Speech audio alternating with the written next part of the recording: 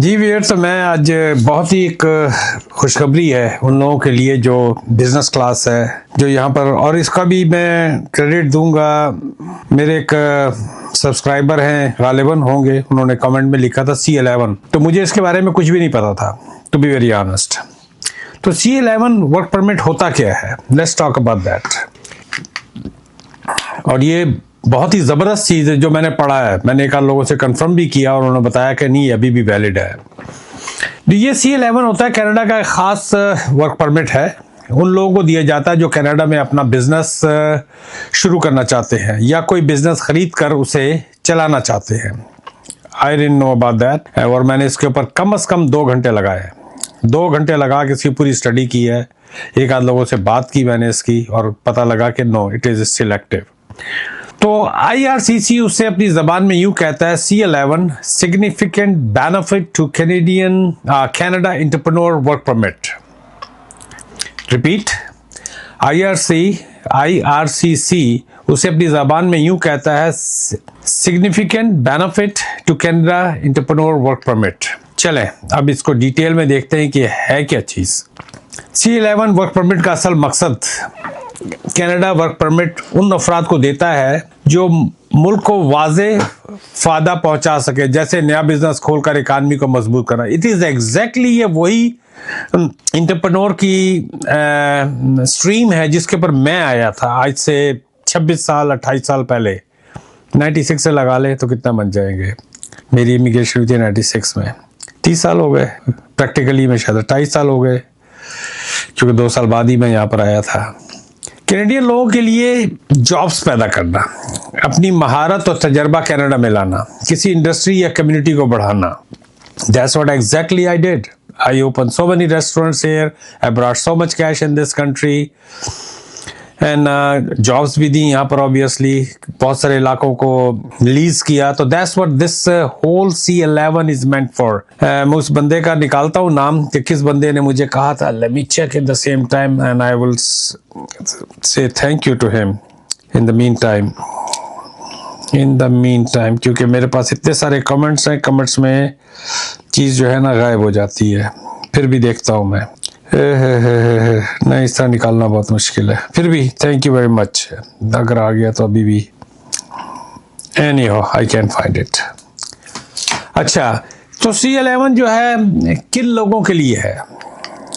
अगर आप business owner हैं, और आप एंटरप्रेन्योर हैं, सेल्फ एम्प्लॉयड है, जैसे फोटोग्राफी है, IT है, डिज़ाइन है, मीडिया है, डिजिटाइजिंग एम्ब्रॉयडरी के लिए होता है, फ्रीलांसर है, मगर मजबूत पोर्टफोलियो है। मजबूत पोर्टफोलियो से मुराद ये है कि से आप मैं इसकी छोटी सी मिसाल देता हूँ। आप पाकिस्तान में हैं और फ्रीलांसर आप काम करते हैं किसी भी फील्ड में, और आपका पेपॉल के थ्रू या किसी भी थ्रू से पैसा पाकिस्तान में आता है, या आपका एक अच्छा स्ट्रॉन्ग है कि जी 5 से 10 हज़ार डॉलर महीना आप कमा रहे हैं, आर्टिकल राइटिंग है, वेब डिज़ाइनिंग है, और बेतहाशा काम है, मुझे तो IT से रिलेटेड बहुत सारी चीज़ों का पता ही नहीं है। और अगर आपके पास का, जिस तरह मैंने पहले कहा, मजबूत पोर्टफोलियो या कनाडा में कोई बिजनेस खरीदना चाहते हैं, तो C11 के लिए अहल हो सकते हैं। और इसकी कोई रिक्वायरमेंट ज़्यादा नहीं है, मैं आपको बताऊंगा कि इसकी रिक्वायरमेंट क्या है। C11 की अहम शराइत क्या है? ज़बरदस्त professional business plan. You have to make a very strong professional plan. और मैं समझता हूँ कि आजकल प्रोफेशनल बिजनेस प्लान बनाने के लिए AI से अच्छी कोई भी सोर्स नहीं है। डिफरेंट AI के उसके ऊपर जाएं, जेमिनी है, क्या है, ChatGPT है, मेटा का है, और हर एक के अब तो AI हो चुके हैं। उससे एक अच्छा बिजनेस प्लान है, इसमें किसी भी उसको डालने की जरूरत नहीं है, किसी कंसल्टेंट को डालने की जरूरत नहीं है, किसी लॉयर को डालने की जरूरत नहीं है। ChatGPT से आप सारी डिटेल निकालें, क्या क्या चाहिए, आप उसी हिसाब से अपनी फाइल प्लान करें।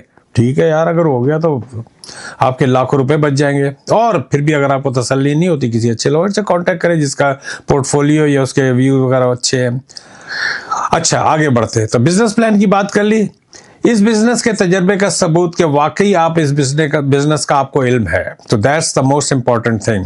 फंड्स का होना, you must have a serious fund. Business खरीदने या खोलने के लिए अपनी फैमिली के सेटलमेंट फंड, क्योंकि आप फैमिली के साथ आप यहाँ पर आएंगे और बिजनेस को आपको खुद चलाना जरूरी है। यानी कि आपकी पाकिस्तान में कोई कंपनी है, मोस्टली जो आईटी से रिलेटेड लोग हैं, जो फ्रीलांसिंग काम करते हैं, जो नोमैडिक वीज़े वगैरह पे इधर उधर जाते हैं, उसके चक्कर में होते हैं कि इस तरह का हमें मिल जाए, जिस तरह पुर्तगाल है, स्पेन है, ब्राज़ील है, सब जगह पे है। तो इस तरह के अगर उसके अंदर आप हैं तो आपको बिजनेस खुद चलाना ज़रूरी है। जाली या सिर्फ कंपनी नहीं, असली बिजनेस होना चाहिए। That's the main thing. हम लोग बहुत ज़्यादा ना, मैं क्या बोलूँ, छोड़ें। बहुत सारी ब्रॉड पे मैंने सुना है कि किस तरह ये भी बन जाता है, वो भी बन जाता है। झूठा पानी है आपके पास। अगर ये उन लोगों के लिए जो वाकई जेन्युइन, जिनके पास जो ना पेपर्स हैं, जेन्युइन जिनके पास तजर्बा है, जेन्युइन जिनकी कंपनी है, they should dig into it. अच्छा जी, अब सबसे जो मेन इंपॉर्टेंट बात है कि इसके लिए कितनी इन्वेस्टमेंट चाहिए। इसके अंदर हर इंडस्ट्री के हिसाब से मुख्तलिफ, छोटा सर्विस बिजनेस $60,000 to $100,000। इसके अंदर और भी है, मैंने जो डिग इन किया था तो और भी इसके अंदर बात पता लगी, वो भी मैं आपको बताऊंगा। इसलिए आप मेरी वीडियो के साथ जो ना बंधे रहे आखिर तक। ई कॉमर्स, रिटेल शॉप, $40,000 से $80,000, ये सब कैनेडियन की बात हो रही है। रेस्टोरेंट, कैफे, मैं जिस तरह आया था रेस्टोरेंट कैफे के अंदर आया था, $50,000 to $100,000। Gas station, trucking, $200,000। Digitising, graphic arts, media studio जैसे कारोबार इन्वेस्टमेंट में भी चल सकते हैं। बस प्लान मजबूत होना चाहिए। मेन थिंग जो है ना, इसके अंदर आपका जो प्लान है वो सीरियस होना चाहिए कि यस, और your plan should back up with all the documents what you have been doing. Don't cook the papers, don't cook the papers. ऐसा नहीं है कि जी आपने अपने किचन में गए और आपने कुक करना शुरू कर दिया। Joke around, joke on a side, should be legit, should be legit. C11 के सबसे बड़े फायदे क्या है, ये चले, let's talk about the what are the benefits of C11। LMIA की जरूरत नहीं है, कोई जॉब ऑफर की जरूरत नहीं है। क्या चाहिए यार, आप खुद अपने बिजनेस के मालिक भी और एम्प्लॉय भी। आपको ये भी नहीं है कि आपको कोई लोकल बंदा हायर कर रहे हैं उस बिजनेस के लिए। अब ये भी नहीं है कि LMIA के लिए मजबूर है, किसी एम्प्लॉयर के पीछे आप पड़े हुए हैं। Not at all, not at all. क्या जबरदस्त चीज है। मैं I will dig into this. और बीवी शौहर को ओपन परमिट, बच्चों की फ्री स्कूलिंग भी, सबको ओपन वर्क परमिट मिलेगा। इसमें यह भी नहीं है कि ये लॉकड इन किस्म का वर्क परमिट है कि आप ये बिजनेस कर सकते हैं, ये बिजनेस नहीं कर सकते। बच्चों की फ्री स्कूलिंग है जो होती है यहाँ पर 12 तक, यहाँ पर बच्चों की फ्री स्कूलिंग है।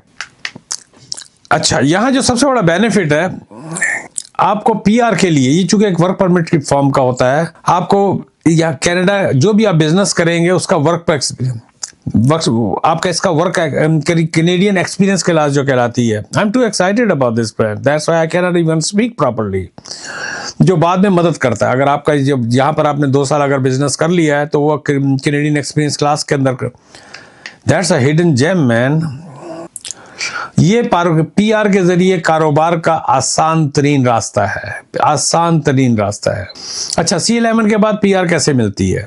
ज्यादातर लोग ये रास्ते लेते हैं, जिस तरह के वर्क परमिट, CR से आपका वर्क परमिट हो गया, 1 से 2 साल आपने बिजनेस चलाया। अच्छा, उसके बाद कैनेडियन एक्सपीरियंस जो मैंने आपको जिक्र किया है अभी कैनेडियन एक्सपीरियंस क्लास में, PNP, entrepreneur streams, self employed programmes, rural regional programmes. तो इस तरह की जो स्ट्रीम्स आ रही हैं, depending on the area where you are, you can do like that. और इसके अंदर जो सबसे अहम बात है, आपकी फाइल जो है ना C11 की बहुत तगड़ी होनी चाहिए, बहुत तगड़ी। कमजोर बिजनेस प्लान या झूठे डॉक्यूमेंट जो आपने अपने किचन में बनाए हैं, complete rejection, complete rejection. So if you are genuine. अच्छा, इसके अंदर 2 बातें और भी हैं। मैंने एक साहब को कॉल किया इसी के लिए, इमिग्रेशन जो कंसल्टेंट अगर हैं, तो उनसे मैंने कहा यार इसके लिए CLB का इसको, क्योंकि कनाडा में कोई भी इमिग्रेशन होती है, ट्रकर्स भी जो आते हैं LMIA वगैरह, उनका भी CLB का कोई बैंड होता है, 4-5 जो भी वटएवर, मेरा ख्याल 5 होता है।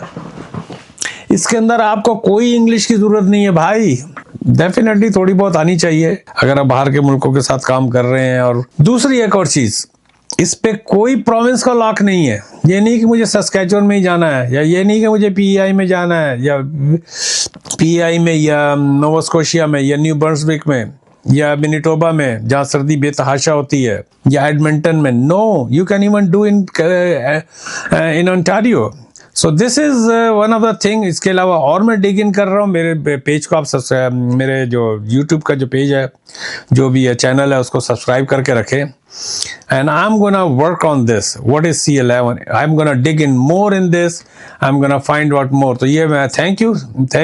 I wish I can name that guy who asked me about this. Still I'll take one more minute to find out who asked for this. निकालबन इन्हीं का था इसके अंदर, नहीं इसके अंदर नहीं है। Sir ji I want to come Canada so please, ये भी एक इनका था क्वेश्चन। C11 किसने किया था ये मेरे पास, क्योंकि इतने सारे कमेंट्स होते हैं ये देखें व्यूअर, कि इसमें से निकालना जो है ना, क्योंकि इसके आगे फिर थ्रेड होते हैं इनके, हर उसके जो लोगों ने दिया होता है। I want to name that guy man, he taught me a good lesson. C11 नहीं, ज्यादा नहीं मिला, वो थ्रेड के अंदर होगा किसी। चले C11 के ऊपर जो डाउन, एक मिनट व्यूअर, शायद निकल जाए। चले व्यूअर, मेरे मैसेज भी आ रहा है। मिलते हैं एक ब्रेक के बाद।